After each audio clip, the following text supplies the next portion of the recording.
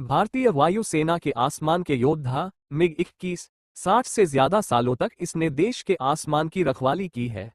1963 में जब भारत ने इसे अपनी वायुसेना में शामिल किया, तब ये देश का पहला सुपरसोनिक जेट बना। हिंदुस्तान एरोनॉटिक्स लिमिटेड हाल ने लाइसेंस के तहत लगभग 600 मिग-21 विमान बनाए। कुल मिलाकर भारतीय वायुसेना ने 874 मिग-21 विमानों को शामिल किया। यह विमान सोवियत संघ द्वारा बनाया गया था और इसे मिकोयान गुरेविच डिजाइन ब्यूरो ने विकसित किया था।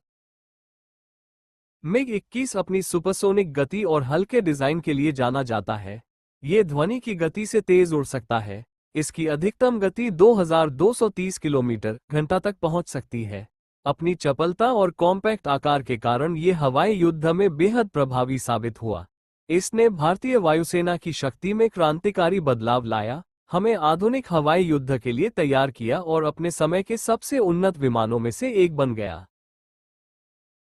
मिग-21 ने भारत के इतिहास के कई महत्वपूर्ण पलों में अपनी उपस्थिति दर्ज कराई।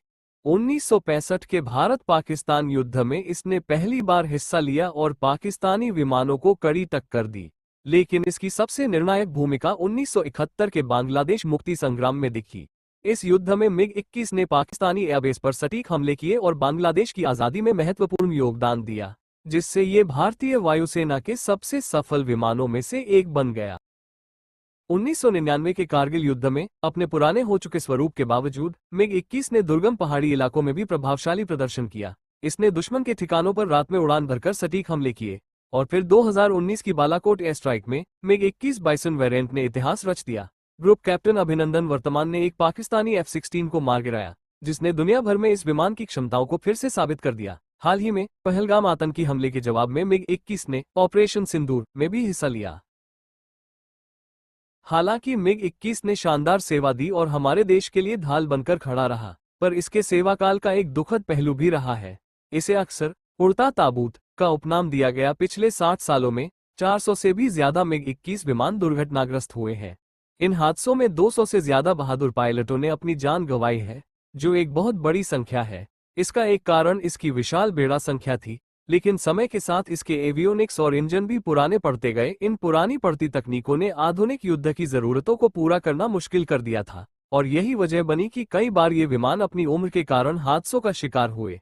ये हमारे पायलटों के लिए एक बड़ी चुनौती बन गया था।